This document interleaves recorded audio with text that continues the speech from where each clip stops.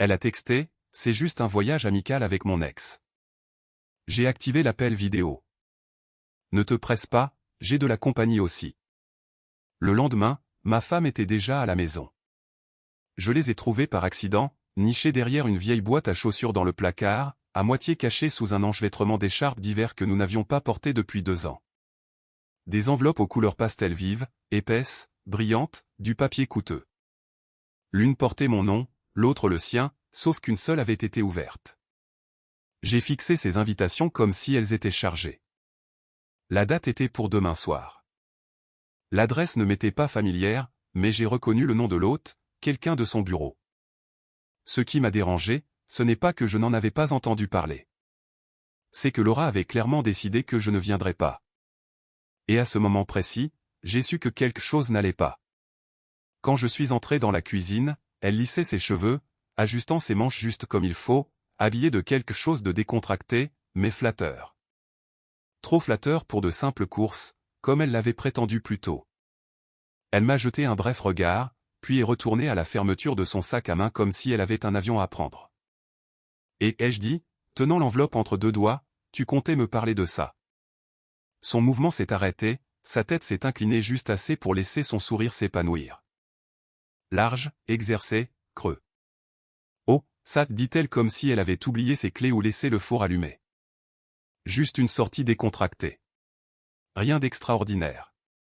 Je me suis approché. Alors pourquoi cacher les invitations derrière une boîte à chaussures? Elle a cligné des yeux, puis a haussé les épaules. Je ne les ai pas cachées. Elles ont dû tomber. C'est juste quelques personnes du travail. Tu détesterais ça. Je détesterais ça, ai-je demandé. Tu me dis ce que je détesterais maintenant? Son ton s'est adouci, sirupeux. Ryan, ce n'est pas grave. Je voulais t'en parler. J'ai juste oublié. Ce mot, oublié, a frappé comme une gifle enveloppée de velours. Tu as oublié de mentionner une fête à laquelle nous étions tous les 2 invités. Tu as oublié de répondre pour moi. La bandoulière de son sac a glissé de son épaule. Elle n'a pas pris la peine de la ramasser. C'est juste une soirée, Ryan. J'ai besoin d'un peu d'espace, de quelques rires. Tu as tellement travaillé ces derniers temps. Ne fais pas ça, les jeux interrompus, plus sèchement que je ne le voulais. Ne présente pas ça comme si c'était à cause de mon emploi du temps. Elle m'a regardé pendant une longue seconde et je jure que ses yeux ont vacillé un instant, comme si elle pesait quelque chose. Puis est venue la retraite classique. D'accord, je n'irai pas si ça te dérange autant. Mais la façon dont elle l'a dit, si généreuse et faussement réticente, m'a donné la chair de poule. Non, ai-je dit doucement. Tu devrais y aller. Ses sourcils se sont haussés, surprise, presque déçue. Je pouvais le voir. Elle ne s'attendait pas à ce que je sois d'accord. Tu es sûr, a-t-elle demandé avec cette fausse préoccupation que seule une personne coupable pouvait si bien feindre. J'ai hoché la tête. Va passer ta soirée. Le silence qui a suivi semblait plus lourd que les mots. Elle a remis son sac sur son épaule, a souri comme si elle venait de gagner quelque chose, et s'est dirigée vers la porte. Je suis resté dans la cuisine, les bras croisés, fixant le sol comme s'il pouvait me donner une réponse. Je n'allais pas la poursuivre. Plus maintenant. Notre maison n'était pas grande, juste un espace propre et moderne à Denver avec des murs blancs et des meubles minimalistes. Laura avait choisi 2 chambres, une cuisine ouverte, un balcon que nous n'utilisions jamais. Je travaillais comme analyste immobilier en centre-ville. Elle faisait du conseil en médias sociaux depuis la maison. Nous avions un rythme. Pas excitant, mais stable, confortable. Mais quelque chose s'est fissuré aujourd'hui. Pas bruyamment, pas de manière évidente. Juste une fissure capillaire traversant le milieu de tout ce que nous avions construit. Et le pire, c'est qu'elle souriait en s'en éloignant. Je n'ai pas allumé les lumières. La maison semblait plus silencieuse que d'habitude après son départ. Comme si même les murs retenaient leur souffle. Je me suis assis sur le bord du canapé, chaussures encore aux pieds, son invitation non ouverte posée à côté de moi comme une sorte d'artefact. Mon pouce a plané sur l'écran de mon téléphone. Je savais que je ne devais pas regarder, mais je l'ai fait. J'ai tapé le nom de l'hôte de la fête dans la barre de recherche, j'ai fait défiler les dernières publications.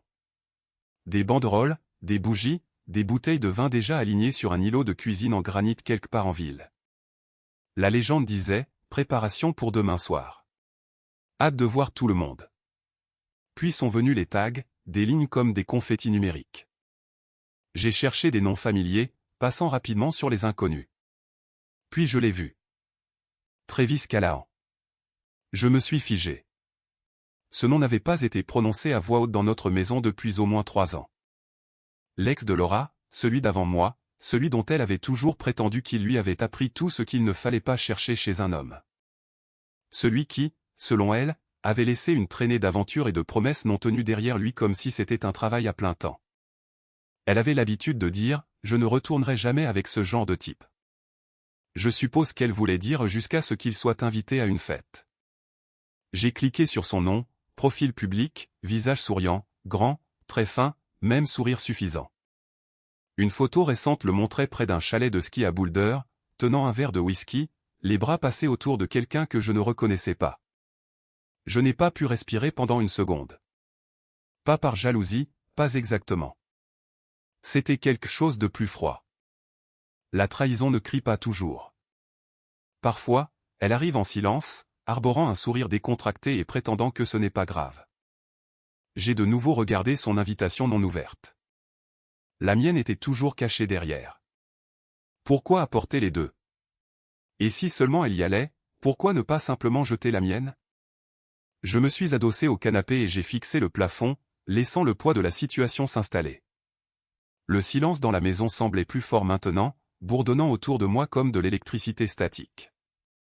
Il y a quelques années, je lui aurais peut-être posé des questions, je l'aurais confronté directement, j'aurais exigé une explication, mais nous n'étions plus dans cette phase. Nous avions dépassé l'honnêteté pour entrer dans quelque chose de plus délicat, le silence stratégique. Alors je suis resté assis là, j'ai laissé tout cela s'imprégner. Pas de colère, pas de tristesse, juste de la clarté. Elle n'avait pas oublié, elle avait choisi. Cette nuit-là, je ne l'ai pas appelée, je ne lui ai pas envoyé de message, je n'ai pas demandé quand elle rentrerait. Au lieu de cela, je suis resté là où j'étais, faisant défiler plus profondément les photos, au-delà des listes d'invités et des visages souriants. Je n'essayais pas de trouver plus de preuves. Je cherchais un sentiment, mais tout ce que j'ai trouvé était quelque chose que je ne pouvais pas tout à fait nommer. Comme si un nuage d'orage s'était garé dans ma poitrine et avait décidé de rester un moment. J'ai laissé le téléphone face contre la coudoir et je suis resté assis dans la pénombre jusqu'à ce que mes yeux s'habituent à l'obscurité. Finalement, je me suis levé, je suis allé à la cuisine et je me suis versé un verre d'eau. L'horloge au-dessus du fourneau tic-taquait de cette manière lente et délibérée qui vous rend plus conscient de votre rythme cardiaque. Je n'ai pas beaucoup dormi cette nuit-là, et quand le matin est arrivé, je n'ai pas demandé si elle avait passé un bon moment. Elle est entrée, un peu trop enjouée pour quelqu'un qui venait de rattraper le temps perdu avec de vieux amis. J'ai levé les yeux du journal et j'ai fait un signe de tête polie, rien de plus. Cela l'a déconcertée. Je pouvais le voir dans la façon dont elle s'attardait près de l'évier, attendant que je demande quelque chose. Mais je ne l'ai pas fait, car quelque chose avait déjà changé. Une décision silencieuse, non dite, non écrite, juste installée quelque part au plus profond de moi. Je n'allais plus la poursuivre. J'allais commencer à observer à la place. La rue était étroite, calme, bordée d'arbres qui n'avaient pas encore tout à fait lâché l'automne. Quelques feuilles sèches dérapaient sur le trottoir comme si elles étaient dans un secret. Je me suis garé un peu plus loin que la maison, juste assez loin pour éviter les lumières du porche, juste assez près pour voir le mouvement à l'intérieur à travers la haute clôture.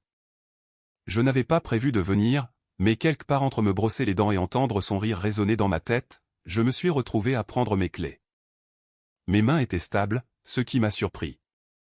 Je me suis dit que j'avais juste besoin de le voir, juste une fois. La maison était moderne. Revêtement noir, grande baie vitrée, guirlande lumineuse drapée nonchalamment dans le jardin. Le genre d'endroit où les gens boivent du vin qu'ils ne peuvent pas prononcer et appellent ça décontracté. Je suis resté assis avec le moteur éteint. Juste le tic-tac du capot qui refroidissait et ma propre respiration dans l'habitacle, à travers les lattes de la clôture en bois. Je l'ai repéré tout de suite. Laura, elle se tenait près du foyer, un verre à la main, sa posture relâchée de cette manière qu'elle n'adoptait que lorsqu'elle voulait être regardée. Son rire s'est échappé comme s'il avait attendu toute la semaine pour sortir. C'était le rire qu'elle utilisait quand elle voulait que les gens pensent que tout était parfait. Puis je l'ai vu, Travis, appuyé contre la balustrade du patio, son verre intact, son visage capté par la lueur de l'éclairage extérieur. Il hochait la tête, écoutait, mais n'était pas vraiment là. Il ne souriait même pas. Laura a tendu la main et a touché son bras doucement, comme si c'était un réflexe musculaire. J'ai senti ma mâchoire se serrer, mais je n'ai pas bougé. Il ne l'a pas touchée en retour, ne s'est pas penché vers elle. Il a juste hoché la tête à nouveau, comme quelqu'un qui était venu par obligation et se demandait maintenant quand il pourrait partir sans avoir l'air impoli. Elle a réessayé, effleurant le bord de sa veste avec ses doigts en disant quelque chose que je n'ai pas pu entendre. Cette fois, il a fait un demi-pas en arrière. Pas brusquement, juste assez. Ma première réaction a été la confusion. Puis autre chose s'est insinuée, de la pitié pour elle, car quel que soit le fantasme qu'elle s'était inventé, quelle que soit la nostalgie de lycée ou la fiction d'un vieil amour qu'elle pensait raviver, cela ne se déroulait pas comme elle le voulait. Elle tendait la main vers quelque chose qui ne tendait pas la main en retour. Je suis resté là, immobile comme une pierre, la regardant rire un peu plus fort, boire un peu plus vite, incliner la tête dans cet angle aguicheur que je connaissais trop bien. Et Travis, il continuait de regarder autour de lui comme s'il avait un taxi qui l'attendait. L'air nocturne est entré par la fenêtre entr'ouverte et a transporté leurs bavardages étouffés. La musique, le genre de bruit de fête qui se mélangent tous en un grand souvenir oubliable. Mais je n'oubliais rien de tout cela. Chaque seconde se gravait en moi. Je ne me sentais pas jaloux. Je ne me sentais même pas en colère. Ce que je ressentais, c'était une sorte de distance, comme si je regardais une version de ma femme que je ne reconnaissais plus. Une qui ne voyait pas qu'elle poursuivait quelqu'un qui n'était pas intéressé. Une qui pensait que je ne le verrais jamais par moi-même. Au bout d'un moment, je l'ai vu s'excuser auprès de Travis et disparaître à l'intérieur. Il ne l'a pas suivi. Il a juste sorti son téléphone, a tapé quelque chose, puis a soupiré comme s'il n'en revenait pas d'être encore là. C'était suffisant pour moi. J'ai démarré le moteur, je me suis éloigné lentement, les phares éteints jusqu'à ce que j'atteigne le coin de la rue. Je ne me suis pas précipité à la maison. Je me suis arrêté pour de l'essence dont je n'avais pas besoin, j'ai fait quelques pâtés de maisons supplémentaires au-delà de notre rue, je me suis donné de l'espace. Le temps que je me gare dans notre allée, la nuit s'était approfondie et mon esprit s'était éclairci. Je savais ce que j'avais vu. Je savais ce que je n'avais pas vu. Mais surtout, je savais ce que je devais faire ensuite. Je ne suis pas allé directement au travail ce lundi-là. Au lieu de cela, je suis resté assis dans ma voiture devant l'immeuble de bureau pendant près de 15 minutes. Le téléphone à la main, le pouce planant sur le contact dont je n'aurais jamais pensé avoir besoin. Avocat divorce, Denver, discret. J'ai cliqué sur le premier lien. Meredith Grant. Les critiques n'étaient pas polies. Elles étaient révérencieuses.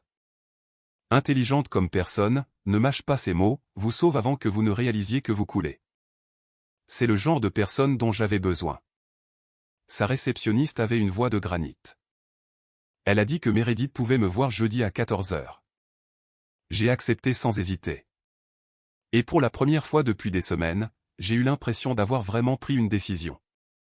Son bureau était d'une propreté impeccable de gratte-ciel, des angles vifs, des tons froids, des livres rangés en rangées parfaites et menaçantes. Meredith Grant semblait tout droit sortie d'une série télévisée judiciaire, coupe au carré impeccable, costume gris acier, et des yeux qui ne clignaient que si l'effort en valait la peine. Alors, dit-elle en enfilant ses lunettes. Dites-moi où votre maison est fissurée. J'ai cligné des yeux. Pardon ? C'est de ça qu'il s'agit, dit-elle sèchement. Vous pensez que votre maison, votre mariage, est un peu fissuré. Vous êtes ici pour savoir si les fondations sont pourries. Découvrons-le, voulez-vous ? Son ton était brutal, mais pas méchant. Je lui ai tout raconté. La fête, l'invitation, Travis. La façon dont Laura souriait comme si rien n'avait d'importance. Et ce qui importait encore moins, c'était moi. Quand j'ai eu fini, elle s'est adossée à sa chaise et a croisé les jambes. Vous n'êtes pas fou, dit-elle simplement. Vous êtes en retard. En retard, ai-je demandé, pris au dépourvu. Elle a hoché la tête. Les hommes comme vous arrivent toujours avec quelques mois de retard, quand le monde déjà. Mais heureusement, vous avez encore une corde pour vous en sortir. Elle a ouvert un tiroir et en a sorti une feuille intitulée « Liste de contrôle pré-divorce ». Il y avait des puces, des colonnes, des pourcentages. Je l'ai fixé comme si c'était une langue étrangère. Commencez à rassembler les documents, dit-elle en faisant tourner un stylo entre ses doigts. Compte bancaire, carte de crédit, mot de passe, relevé hypothécaire, actif à votre seul nom. Tout ce qu'elle pourrait essayer d'atteindre ou de manipuler. Je ne sais même pas où se trouvent certains de ces documents, ai-je admis. Vous les trouverez, dit-elle en se levant. Parce que maintenant, vous n'êtes plus amoureux. Vous êtes en mode stratégie. Elle m'a envoyé 2 étages plus bas, chez Nolan. Calme, tranquille, vêtu d'un gilet bleu marine et de lunettes à monture métallique. Le genre d'homme qui buvait probablement du thé à 15 heures précises et n'élevait jamais la voix. Nolan n'a pas demandé de drame. Il a demandé des chiffres. Quand les gens sont pris au dépourvu, dit-il en tapant rapidement, c'est parce qu'ils ont supposé que le confort signifiait la sécurité. Vos finances sont comme un navire. Vous avez navigué tranquillement. Elle a planifié un nouveau port. J'ai à moitié ri. Vous dites ça à tout le monde? Il a esquissé un petit sourire. Seulement à ceux qui en rient. Nous avons tout passé en revue. Salaire, valeur nette de la maison, prêts automobiles, compte de retraite, vulnérabilité cachée. À la fin, il s'est adossé en joignant les mains. Vous n'êtes pas en chute libre, dit-il. Vous préparez un parachute, et tout le monde n'a pas cette chance. Je suis sorti de cet immeuble en me sentant plus léger, pas heureux, pas en colère, juste capable, comme si je n'attendais plus le prochain coup de Laura, comme si je pouvais enfin faire le mien. Elle l'a remarqué avant de l'admettre. La première fois a été subtile, un regard qui a duré un instant de trop alors que j'ajustais les poignets d'une chemise que je n'avais pas portée depuis des années. La deuxième fois, elle s'est arrêtée en plein milieu d'une phrase quand elle m'a vu cirer mes chaussures avant le travail. La troisième fois, elle est rentrée de ses courses et m'a trouvé en train de me raser un dimanche. De grands projets aujourd'hui, a-t-elle demandé légèrement, appuyée contre le cadre de la porte, les bras croisés. Je n'ai même pas levé les yeux. J'ai juste essuyé la lame. Non, juste envie. Elle a souri comme si c'était amusant, mais quelque chose dans ses yeux a vacillé. De la confusion, peut-être. De la suspicion. Le vendredi suivant, je rentrais plus tard que d'habitude. Pas scandaleusement tard, juste pas tôt. Je m'arrêtais dans une librairie, prenais le chemin le plus long pour rentrer, me promenais en centre-ville comme si j'avais tout le temps du monde. Et c'était le cas. Je dormais mieux aussi. Pas d'agitation, pas de grincement de dents, pas de réveil en me demandant si elle se rapprocherait dans le lit ou s'éloignerait davantage. C'était la plus grande paix que j'avais ressentie depuis des mois. La table du dîner semblait trop formelle ce soir-là, comme si nous étions tous les deux des invités prétendant que nous vivions encore ici. Elle a servi des pâtes, a fait teinter la vaisselle avec un peu trop de grâce. Au milieu du repas, elle a finalement craqué. « Tu as été différent ces derniers temps, dit-elle en remuant son vin avec le pied du verre. J'ai levé les yeux lentement. Différent comment? Je ne sais pas, dit-elle en souriant comme si elle ne voulait pas que cela se transforme en dispute. Juste plus léger, confiant, comme si tu te promenais avec un secret. J'ai posé ma fourchette, j'ai essuyé le coin de ma bouche avec la serviette et je lui ai offert un sourire si calme qu'il l'a arrêté en pleine gorgée. Je ne me suis jamais senti aussi bien depuis des années, ai-je dit. Le silence qui a suivi était vif. Elle a cligné des yeux. Vraiment? C'est intéressant. J'ai haussé les épaules. Ça ne devrait pas l'être. N'est-ce pas ce que nous sommes tous censés rechercher? Elle a laissé échapper un rire doux et fragile. Bien sûr, mais tu ne trouves pas étrange que ce soit arrivé du jour au lendemain, que soudainement tu dormes mieux, que tu t'habilles mieux et que tu disparaisses chaque soir comme si tu avais une seconde vie? J'ai incliné la tête, toujours détendue. C'est toi qui m'as dit que l'espace était sain. J'ai suivi le conseil. Ses lèvres se sont entr'ouvertes comme si elle avait une réplique toute prête, mais elle s'est retenue. Qu'est-ce qui a changé? A-t-elle demandé doucement. Je me suis légèrement penché en avant, posant mes coudes sur la table. Tu as cessé d'être la seule à avoir des options. C'était ça. Le coup a porté, pas fort, mais profond. Sa bouche s'est ouverte, mais aucun mot n'est sorti. Elle s'est assise en arrière lentement, comme si elle essayait de se recalibrer. Tu essaies de me punir, dit-elle finalement. Tu penses que c'est une sorte de jeu. Je me suis levé, calme comme toujours, j'ai ramassé mon assiette. Ce n'est pas une punition, Laura, ai-je dit en rinçant mon plat dans l'évier. C'est la paix. Elle n'a pas bougé, elle est juste restée assise là, les yeux fixés sur moi comme si elle essayait de voir à travers ma peau. Mais elle ne pouvait pas, car pour la première fois depuis que tout cela a commencé, ce n'était plus elle qui tenait le miroir. C'était moi. Et j'aimais ce que je voyais. Elle était juste partie. Pas un mot, pas une explication, juste le silence et l'odeur de son parfum qui flottait encore dans le placard. La première chose que j'ai remarquée, c'est la valise manquante. La verte avec la fermeture éclair cassée qu'elle n'utilisait que pour les voyages qu'elle ne voulait pas expliquer. J'ai vérifié la chambre d'amis aussi, par un vieux réflexe, mais tout était bien rangé. Trop bien rangé. Puis mon téléphone a vibré. Et, j'ai fait un voyage spontané. Ne t'inquiète pas, juste pour me vider un peu la tête. Travis avait un billet en trop. Rien de bizarre. Je serai bientôt de retour. Pas de nous dans ce message. Pas de questions sur comment j'allais ou ce que je pouvais penser. Juste une annonce courte et stérile, déguisée en rien du tout. Ma main s'est resserrée sur le téléphone alors que je fixais le texte, mais la colère que j'attendais n'est jamais venue. Pas même une once de jalousie. Juste ce même écho sourd. Bien sûr qu'elle l'a fait, parce que c'était son style.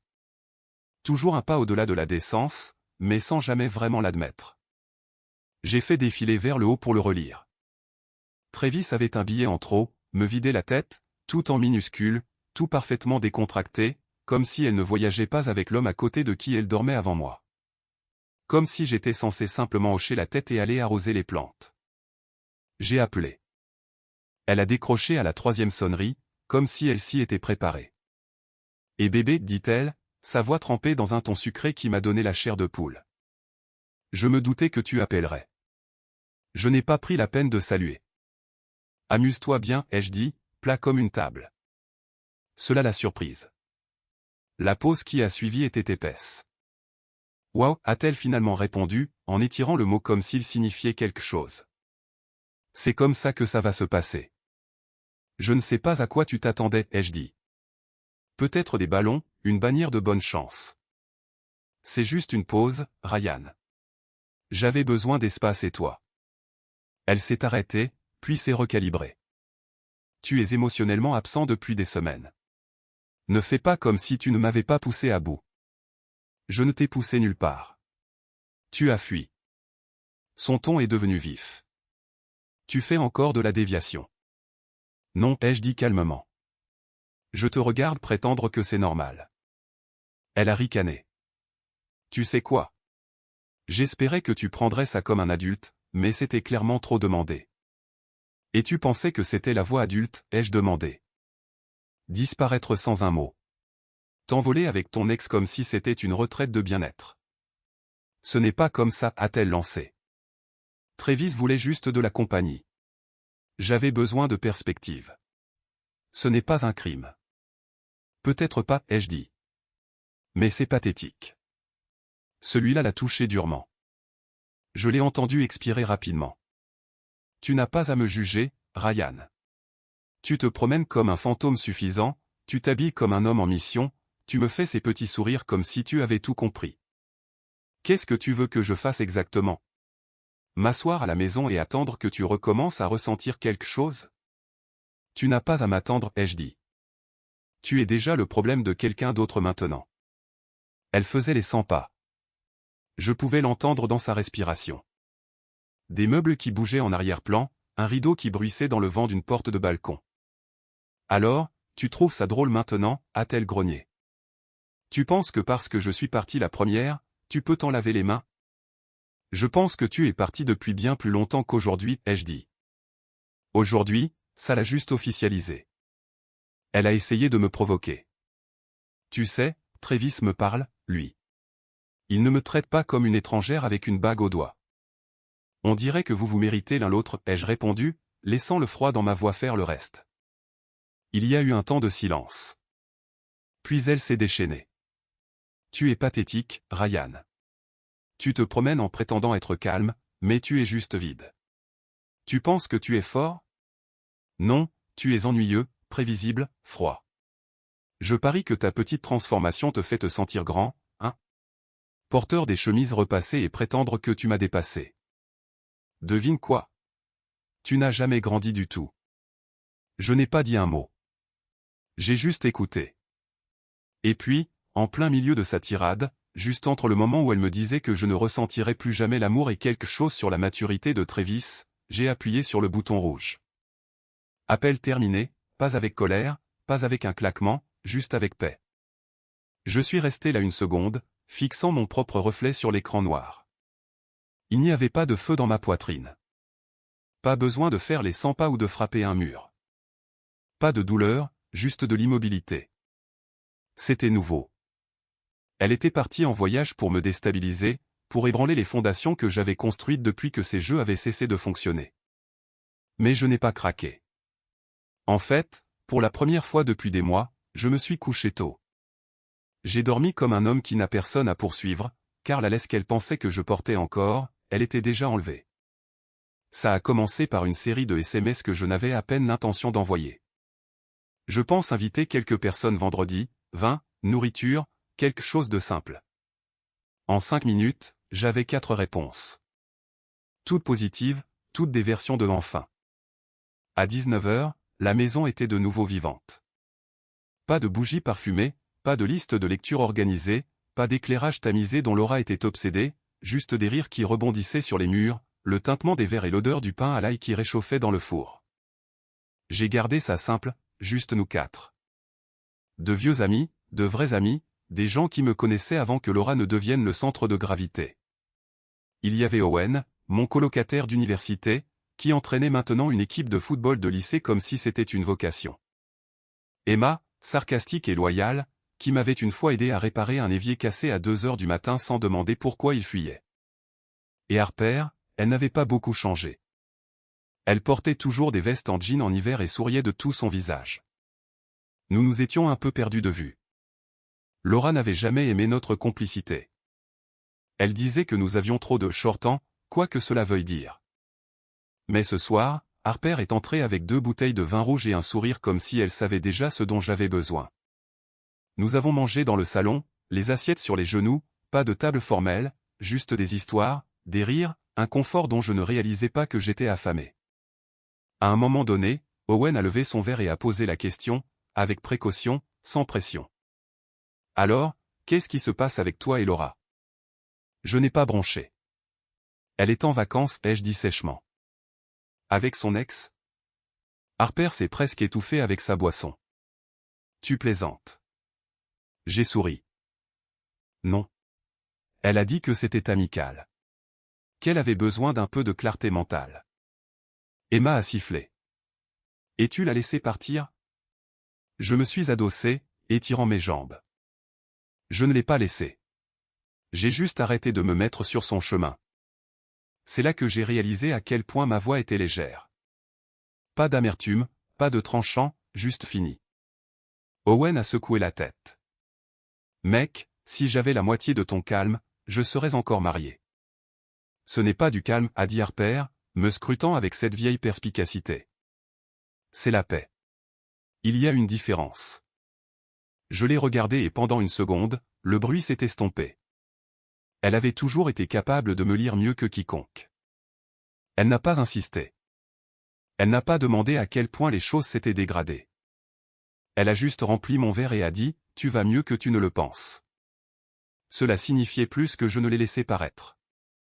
À la fin de la soirée, le salon était un désordre d'assiettes vides, de bouchons de liège et d'histoires que je n'avais pas racontées depuis des années. Je me suis surpris à rire si fort que j'ai dû m'asseoir. Et Harper, elle est restée pour aider à nettoyer. « Tu as l'air différent, a-t-elle dit en séchant des verres à l'évier. « Ah oui? » Oui, a-t-elle souri. Comme si tu respirais à nouveau. J'ai fait une pause, regardant par la fenêtre les lampadaires qui projetaient de longues ombres. Je crois que je le fais enfin. Il était tard, peut-être près de minuit, quand mon téléphone s'est allumé. Laura. Je l'ai laissé sonner 3 fois avant de répondre. Non pas parce que j'hésitais, mais parce que je voulais entendre quelle version d'elle se présenterait ce soir. Et, dit-elle doucement, sa voix tendue. Tu es encore debout? Le vent soufflait légèrement derrière ces mots. Je pouvais entendre le bourdonnement lointain de la circulation, un tintement de verre. Balcon d'hôtel. Elle n'avait pas besoin de le dire. Encore debout, ai-je répondu nonchalamment. Qu'est-ce qui se passe? Il y eut une pause assez longue pour que je pense qu'elle allait peut-être raccrocher. Mais ensuite, d'une voix à peine audible, elle a dit. Je ne sais pas pourquoi j'ai appelé. Je suppose que je l'ai juste senti. Senti quoi? Elle a inspiré lentement. La solitude. Ce mot est resté entre nous. Lourd. J'ai laissé le silence s'étirer un peu plus longtemps avant de répondre. Je ne le suis pas, ai-je dit, ma voix calme. Même pas seul du tout. J'ai entendu sa respiration faiblir. Je l'ai imaginé clignant des yeux contre les larmes, essayant de se ressaisir avant de s'effondrer. Est-ce que c'est censé me faire me sentir mieux, a-t-elle demandé, la voix se tendant. Ou est-ce que tu essaies encore de me punir? Je ne suis pas tombé dans le panneau. Derrière moi, Harper était recroquevillée sur le canapé, feuilletant un album photo que nous avions sorti du placard plus tôt. Elle a levé les yeux, croisant mon regard. Je lui ai lancé un regard, subtil, rassurant. Elle s'est levée tranquillement, s'est approchée et m'a embrassé sur la joue. À ce moment précis, j'ai allumé la caméra. L'appel est passé en vidéo.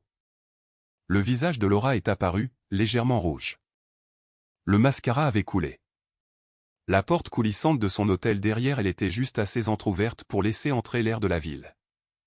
Puis ses yeux se sont fixés sur Harper. Sur le baiser.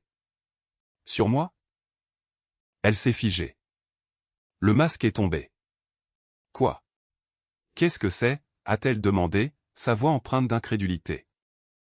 Je t'ai dit, je ne suis pas seule, elle a ri, un son amer et haletant. Incroyable.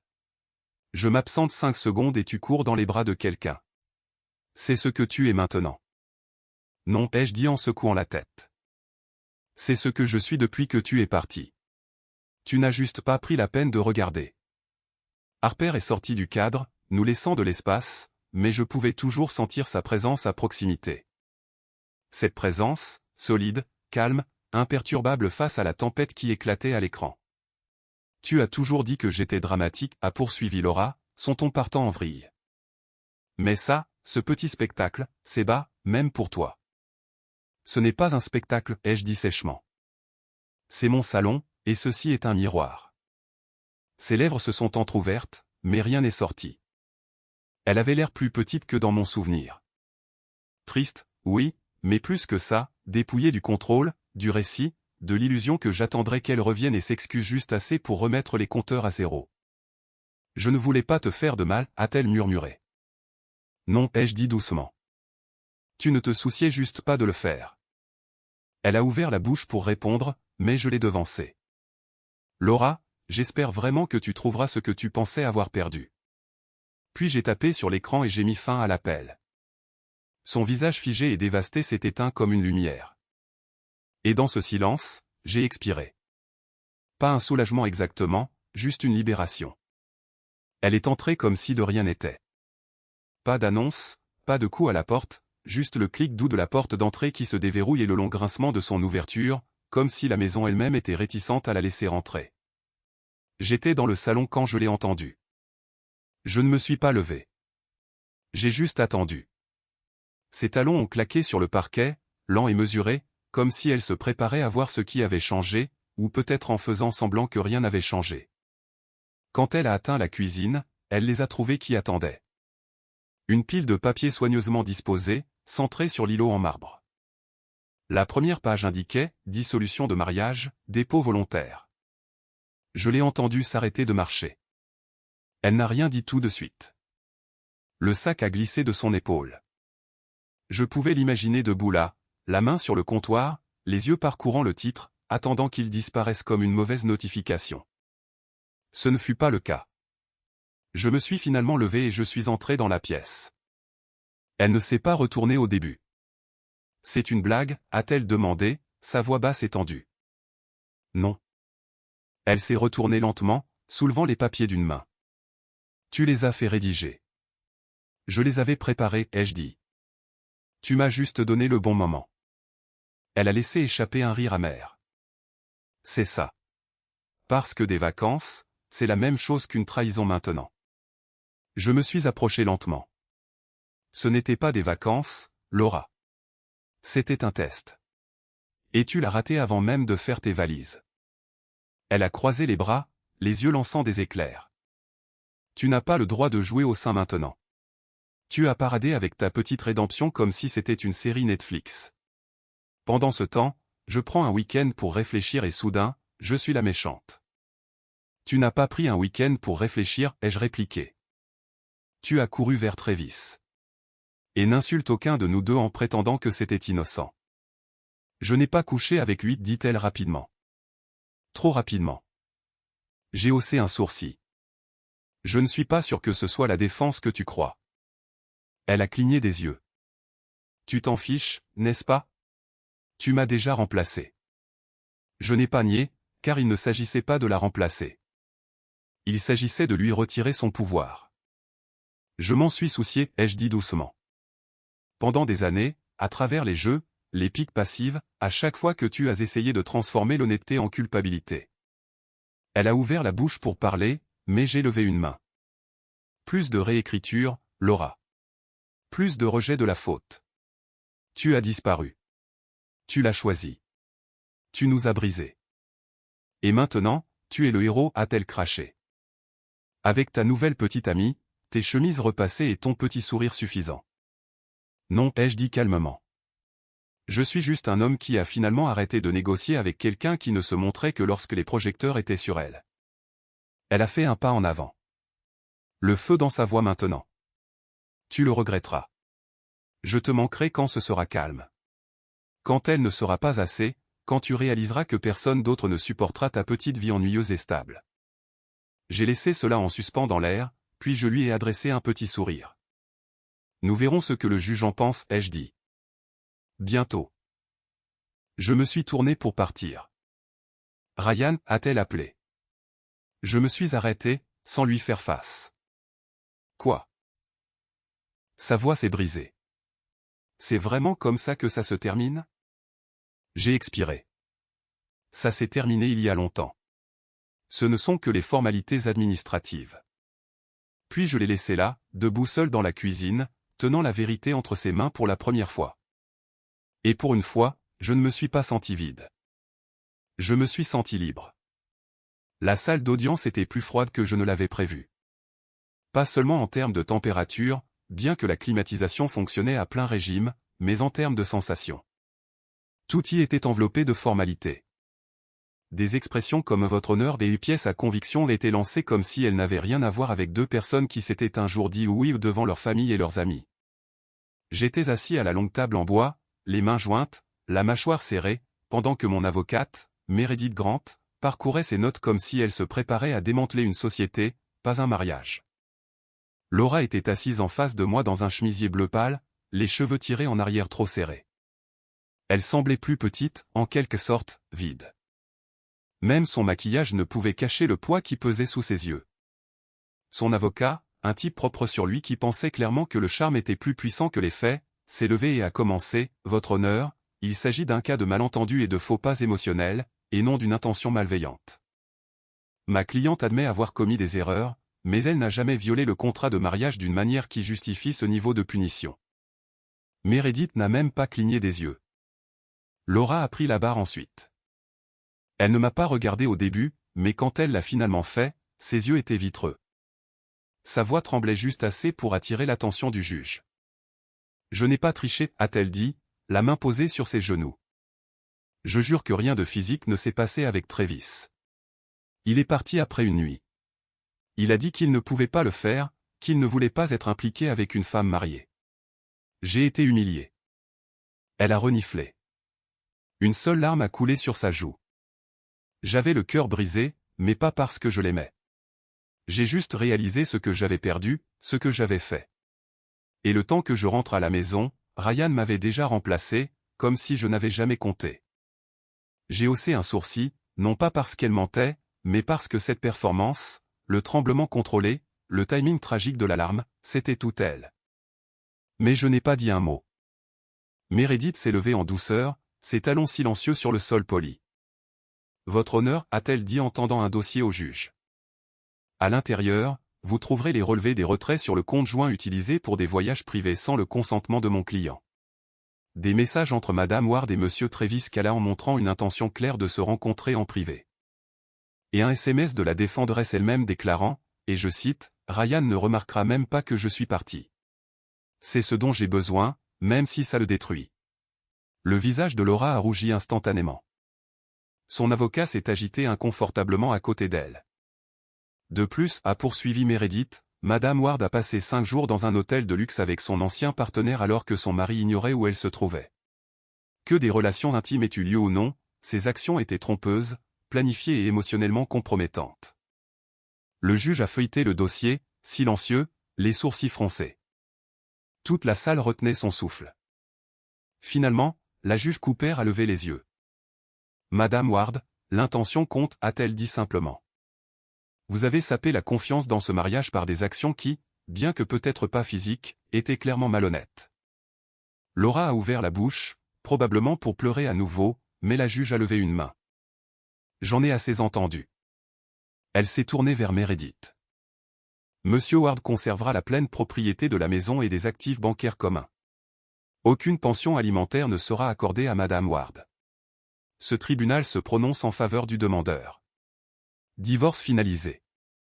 Le marteau a frappé une fois.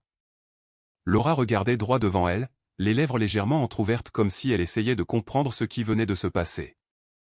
Je n'ai pas jubilé. Je n'ai pas souri avec suffisance. Je me suis juste levé, j'ai rassemblé mes papiers, j'ai boutonné ma veste. Laura s'est finalement tournée vers moi, sa voix se brisant une dernière fois. Ryan, pouvons-nous parler? J'ai croisé son regard. Il n'y a plus rien à dire. Puis je suis sorti de cette salle d'audience sous le chaud soleil de Denver. Et pour la première fois depuis des années, je n'ai pas regardé en arrière. Cela faisait 3 semaines que le marteau était tombé. 3 semaines que Laura avait quitté notre maison pour la dernière fois. C'est pas léger, mais son silence plus fort que jamais. Le calme qui a suivi ne semblait pas vide. Il semblait mérité. Un samedi matin frais, j'ai fait quelque chose que même moi je n'avais pas prévu. J'ai contacté Travis. Juste un court message. Pas de colère, pas de menace. Un café, je veux juste entendre ta version. Pas de drame.